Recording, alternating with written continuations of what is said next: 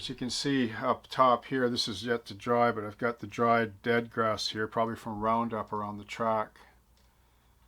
I can just control it. Like I can control the mosaic. It's a type of mosaic. That's what gives it the look, right?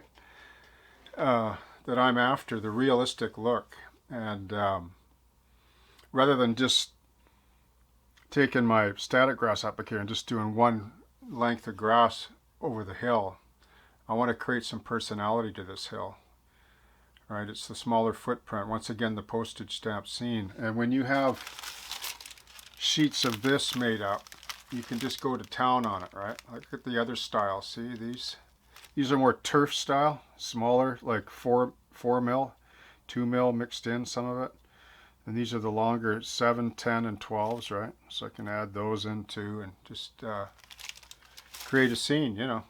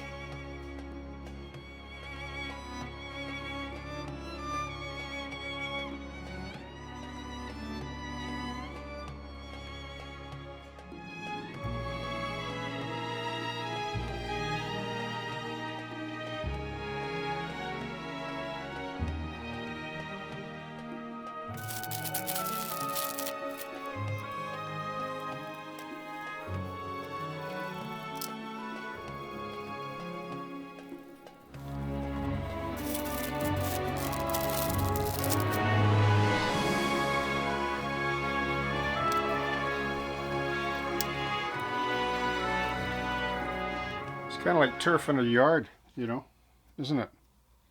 In the real world, you know, you ever turf your lawn? I remember back when I was a kid, when I used to work for a landscape company,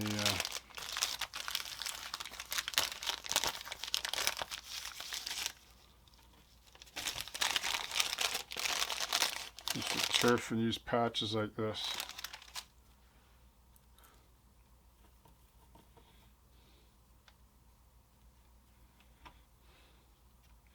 I'm probably going to have some, I'll probably flock right onto this here, some taller grasses maybe, you know, or up top here. We'll see how it goes. You know, when you're patient with the scene, right?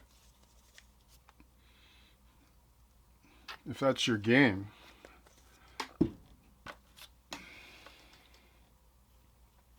well then that's what you'll get. That will be the reward. If you treat your diorama, your small shelf layout, your vignette, your postage stamp scene, treat it like a painting, like a little painting, or a series of paintings, then you know, you get something that you like to look at. And if you like to look at it every day, you won't get bored with your trains, because the trains will just become the actors in the scene that you created.